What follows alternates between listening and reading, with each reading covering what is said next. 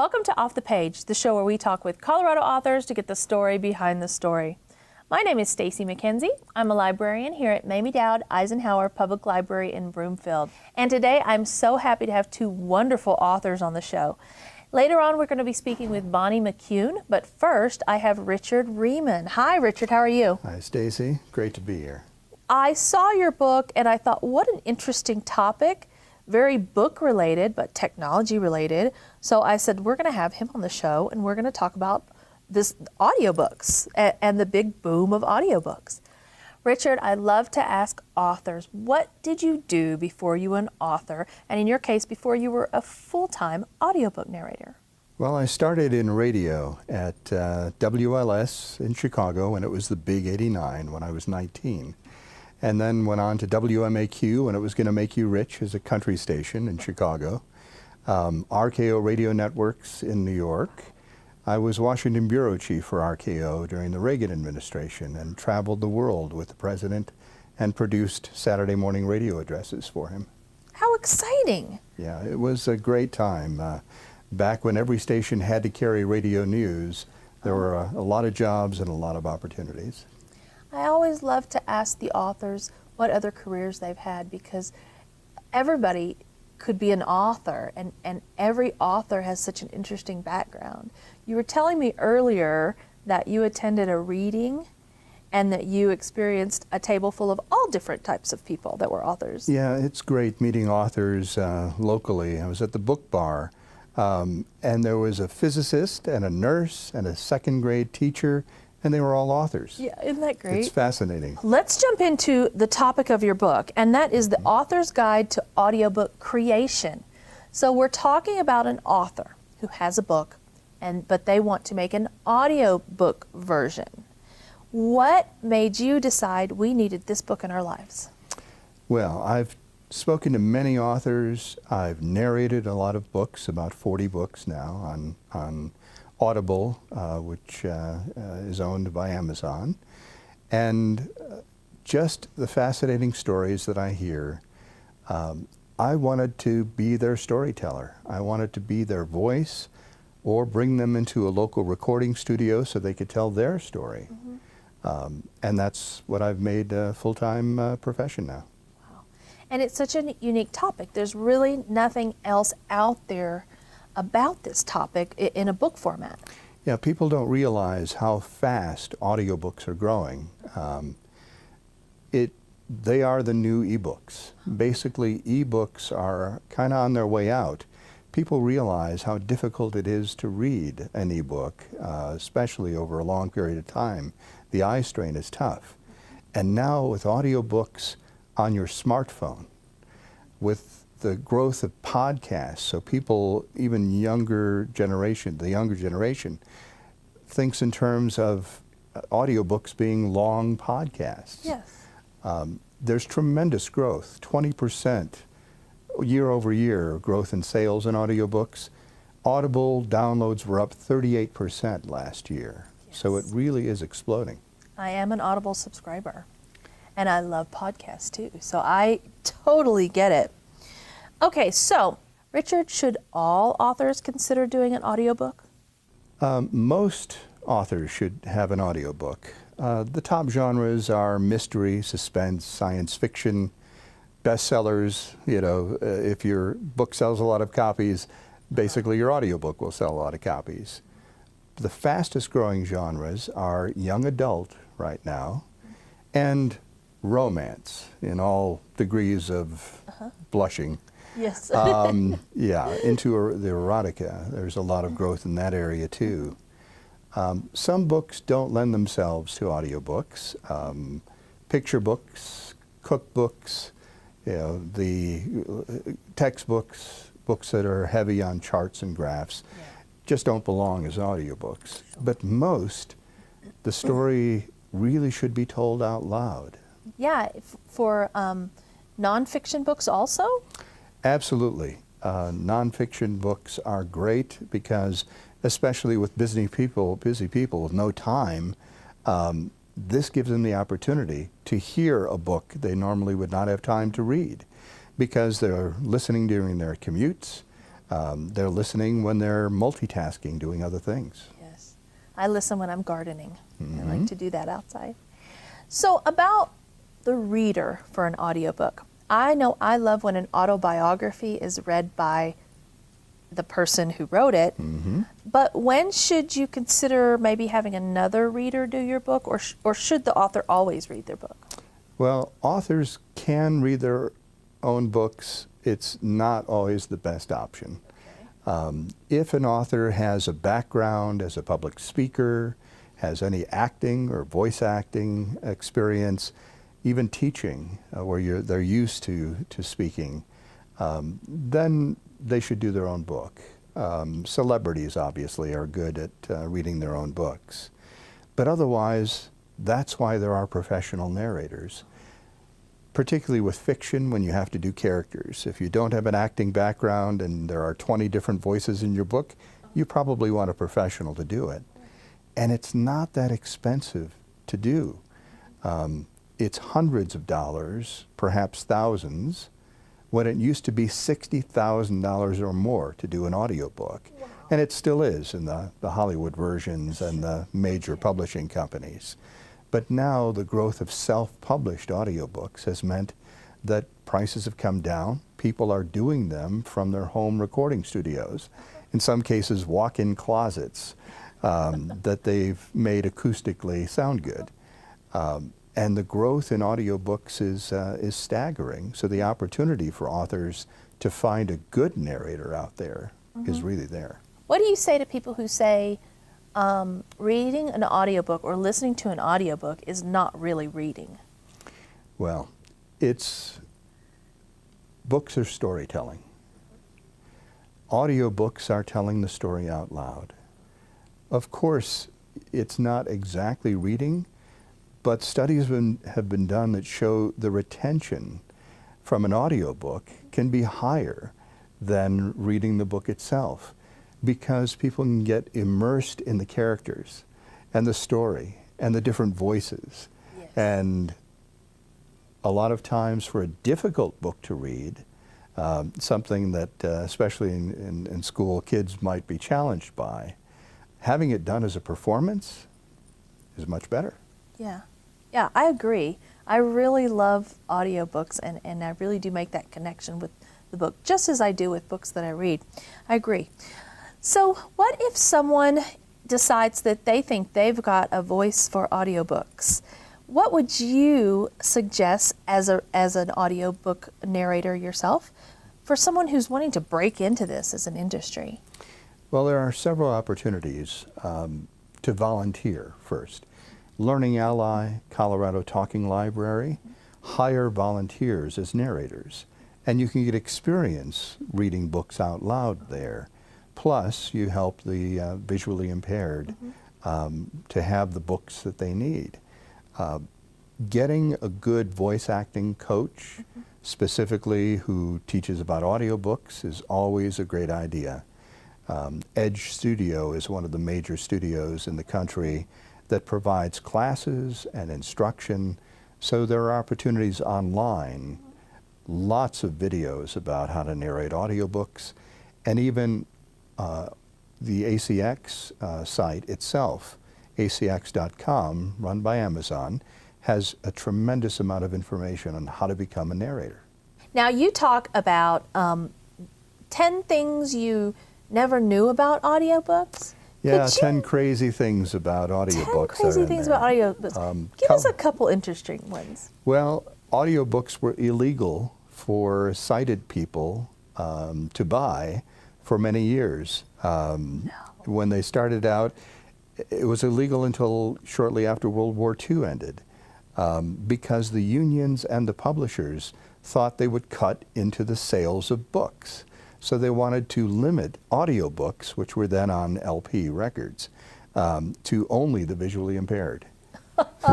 Who would have thought? That's amazing. I know, it's incredible.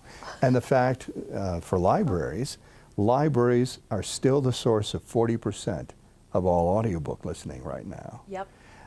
Especially because of the shift to digital audiobooks through libraries, Overdrive and the other apps that are out there. for libraries. Now it's so much easier to get a free audiobook through your library. Yeah, and they've just expanded, and more people are getting their audiobooks through the library, and the library's having to keep up with better databases, purchasing more of those audiobooks. So it's quite exciting. You have a little story about a library that you visited when you were young. Could you share that with us? That's why I'm an author today. Basically, when I was 5 years old and my 7-year-old sister, we got on a bus and took it to the next town to this huge library, the Pullman Library, West Pullman Library in Roseland. And it was one of these old Roman Corinthian column type of libraries, beautiful inside. And we walked in and there were thousands of books. And I was just amazed. And my sister said, and we can take any of them home for free.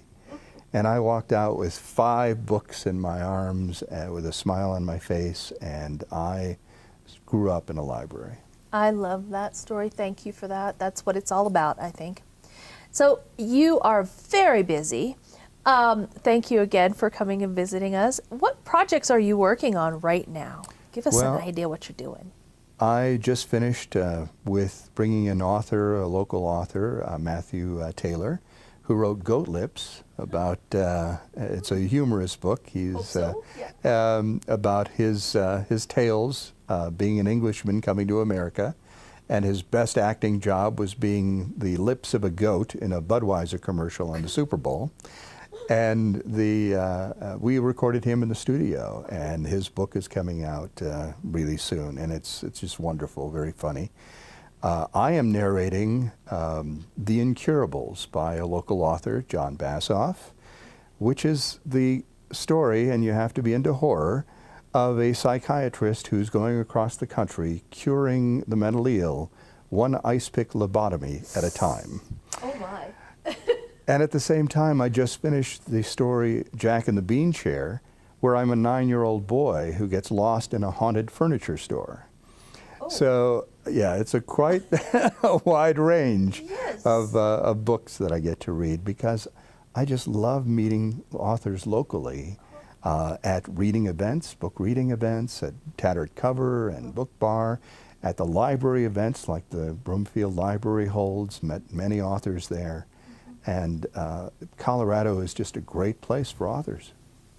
Well, I was just intrigued with this book. I understand the explosion of audiobooks. So thank you so much with your very busy schedule for coming and sharing this book with us. I think a lot of people are going to be interested in it.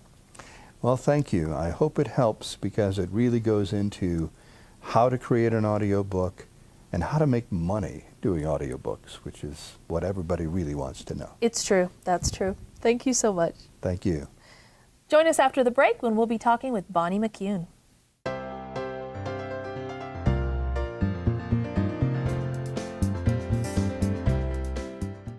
Where are you? I'm just a few minutes away. What medications do you take? I can help you if I have the information. Seconds count. What if you could provide us with life-saving information before an emergency? Now you can. It's free, private, and secure. Visit smart911.com to create your safety profile. Help us help you.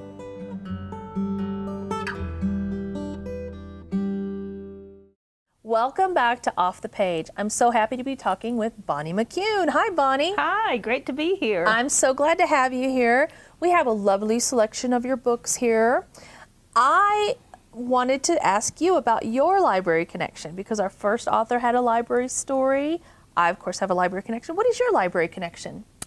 I have numerous library connections. There was, in the 4th grade, I tried to check out a book, Marjorie Morningstar, and at that time the librarian censored what kids could check out, so she refused to let me. But after I was an adult and in my career, I worked for a number of years for the Denver Public Library and also the Colorado State Library doing community relations. And so you have your Reed pen on. Oh yes, I have my Reed representing pen on. us. So thank you very much for all your work for libraries and for representing us with your Reed sticker. let's jump into talking about the books. We have romances. What drew you to be a romance author? Actually, what made me settle on romance is I happened to sell a manuscript, and romances are among the top-selling categories of fiction in today's society. So I happened to enter a contest, and the first book that I got published was the Saint book, and the publisher accepted that, and so that set me on the road. I'm not particularly wedded to romances, but we'll get into that. Sure, and you mentioned a contest. I have to ask you about another contest, a cooking contest. Oh, Since you brought it up, I want to hear about that. Oh, okay. My entry into cooking contests was based on poverty, so I would enter any contests where I could win money. And I actually was a finalist to the Pillsbury Bake Off, and I was twice a finalist to the National Chicken Cooking Contest. Wow. But now it's not based on talent or innovation as much as it is getting people to vote for you.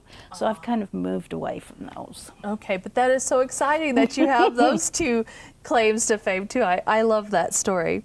Okay, back into your romances. And we're concentrating today on your latest book, Falling Like a Rock, Okay. which is a romance. And but we also see the title of clean romance associated with your works. What does that mean? How do you feel about that? The term clean, and sometimes it's also called sweet, and sometimes it's called traditional. The way I describe it is you don't get into what people's private parts are doing.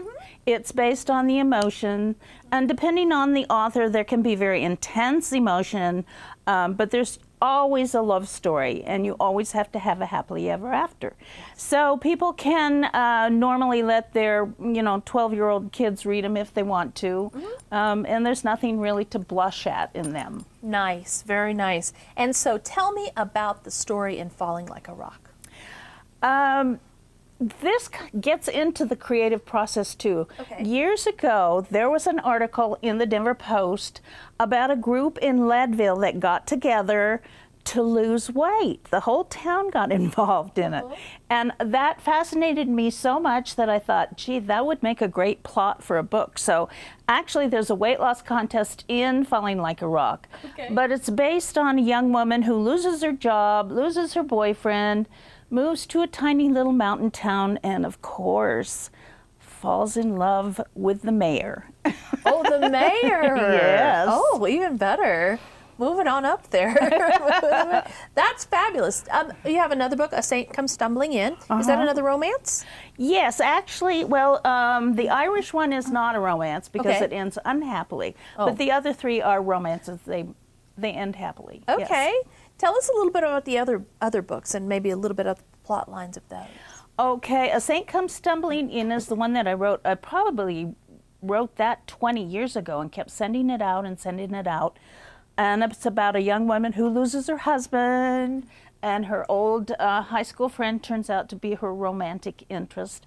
And there are a couple of natural catastrophes in that. One is a snowstorm, and the other is a hot water heater that leaks. It doesn't really explode. Okay. So these books actually reflect a lot of my own private fears too, because I did have a hot water heater once that broke and leaked all over the basement. What a great thing to work it into a story, work it into a book. The novella Heartbreak has another snowstorm. If people are as old as I am, they may remember the blizzard of '82 where everybody got snowed in, so there's a blizzard in that one. The Irish episode is loosely based on a trip I took years and years ago to Ireland. And in this one, the young woman decides that she's in love with a street musician. Oh. So you know that's going to end unhappily. It's got to. He has no money. Musicians. Okay, I have to ask you, what is your attraction to natural disasters and catastrophes? You know, it really is interesting, and I didn't know that I was doing this till after I produced 4 books and actually went through a lot of my own life. I think that a crisis or natural disaster calls on people to draw upon their inner reserves. Years ago, I was watching a news report about a train wreck in Britain.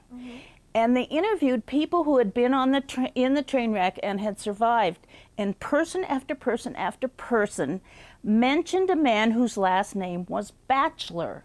He didn't work for the railroad company. I don't even know if he was a passenger on the train. But he went from car to car helping people. He didn't sit back and wait for someone else to help him. So I have always had a lot of respect and admiration for people who don't sit back and wait for somebody else to take charge or to make change. And in fact, my children and grandchildren, I tell them little stories, out loud stories. I said, you're part of a family of heroes. So each person in my family has actually saved somebody in some way. You know, it's not necessarily big and dramatic. Sure. But my 4-year-old grandson, just the other day, I started telling him that, and then I said, and what do you do if you need help? He said, dial 911. So he's already preparing to be part of the family of heroes. I love it. That's great. Oh, I'm gonna, next time I hear about one of those little kiddos that dials 911, I'm gonna email you and see if we have a Family connection of there. heroes. So Bonnie, you published your first book after you retired. How did that affect your writing? Actually, I published my first book when I was working for libraries. Okay. And it's called Recruiting and Managing Volunteers in Libraries. Oh, fascinating. And I had a co-author, Terry Nelson at the Denver Public Library, and it's still in print. But not much of a romance on that No, one. it's not. Okay. Yeah. Yes, as I said, I entered a contest, but the manuscript was several decades old. Oh. I have been a writer since I was 10. And I have always mostly been interested in fiction writing, but until I retired, most of my publications were nonfiction, either human interest or features, that kind of thing. And then when I retired, I thought, okay, now you're going to do it. It's time. Yes, it's time. There it is, right there. You've got to do it. And being that your characters are, I don't know if we call them ingenues or young ladies looking for romance in the modern world, how do you approach that? How do you keep your characters trending and appropriate for this day and age? Well, I guess they're not very trendy, first of all. Ordinary people, extraordinary lives. Yeah. And people have always been people. I mean, that's why people can now read things that were written in Greek and Roman days and relate to them. And how many romance writers will say they got their start reading Jane Austen, who was centuries ago. Right, so right. human emotions are really pretty eternal. Yeah. I'm also fortunate because I have a daughter and I have a granddaughter, so I can always check these things out with them. Very good. Bonnie, what would you say is the ideal audience for your book? With traditional romances, well, first of all, many authors really don't like categories. You know, they don't want to say, oh, well, I write traditional romance, or oh, I write mysteries. Right. And that's why you have so many cross genres nowadays. And True. I guess I would actually categorize my writing more as what's known as women's fiction, which tends to be not just solely the love story. Right. So I would say my ideal reader would be somebody who is thoughtful, has interests, numerous interests, and enjoys reading and enjoys learning about the world around them. They're not going to necessarily read my books because there's some, heart-throbbing event that's going to change a woman's life from sadness to ecstasy. Yeah. It's much more balanced than that and much more everyday. Okay, oftentimes on the show, I ask authors to give advice to aspiring writers. But I want to make it give another level to you, especially women who are writing, female aspiring writers. What advice would you give them? Well, you probably won't like this, but my advice would be give up. No, It's too hard. Everyone has a story today, as your previous guest noted too. Sure. No, I'm somewhat teasing. Good. But in America, we have this fantasy that success will fall in your lap. I'm sorry, maybe it does occasionally, but usually it's through darn hard work. So the advice that people always give writers is read, read, read, write, write, write. So if a woman wanted to be a writer, that's what she should do. She should read enough so she knows what kind of books she likes to read, and then her writing will start taking on kind of that flavor. What has surprised me about my voyage into more in-depth fiction writing is how much I'm learning. You know, I used to think that writing was this mysterious, I still do, mysterious, wonderful process, but I have found that I learn so much just from writing. I learn about myself, I learn about the world, I learn about my daughter and my granddaughter through my writing, that writing becomes an end in itself, not necessarily the sales. Let's go to your website. What can we find on your website? You mentioned your blog. What other interesting things are on your website? Well, that's the only interesting thing. I know. And I hardly ever change it, so you have to run home and change it. Yeah, exactly. I list my books. I list links where you can access some of my writing, because I have had a number of particularly short stories published that are available free online. You can find some links to organizations I like. Then there's the blog, which covers all kinds of topics. The blog is called, as I said, Ordinary People, Extraordinary Lives. So I feel free to talk about anything I want to, and sometimes it's silly, and sometimes it's hair-raising, my hair-raising, all kinds of thoughts. I loved reading your bio. That's where I learned about your cooking contest experience. So there's lots of great things on your website. And let me ask you, you mentioned a short story. Is that what you're working on next? Do you have any other projects bubbling up? I actually have just finished another traditional romance, but I am kind of shopping it around because it is more heavily women's than romance. And the working title is Never Retreat. And there's another catastrophe. Of course. It is a flash flood in the Colorado mountains. Oh my gosh, and doing the research on that, I went to the Colorado History Center and read the transcripts from the Big Thompson flood. Just, I mean, you like to read about true crime or yes. hear about it, and I was sitting in there just crying, just so sad. I mean, I don't have anything that extreme in the book, but I have a woman and a man who are competing for a big corporate prize, and they're partnering at a corporate retreat, and a flash flood threatens everybody. And that's very close to home for all of us in Colorado. So it's interesting, it's timely, but then we're going to have a little romance in there, right? Wonderful. Bonnie, thank you so much for coming and sharing your catastrophes and your traditional romances with us, and your novellas and everything. Okay. It's been a pleasure talking to you. Thanks so much for letting me visit. You bet, it was a pleasure. I'd like to thank the authors on today's show, Richard Rieman and Bonnie McCune. They were wonderful authors. Check your local libraries for the books that we talked about on today's show, and join us for more next time on Off the Page.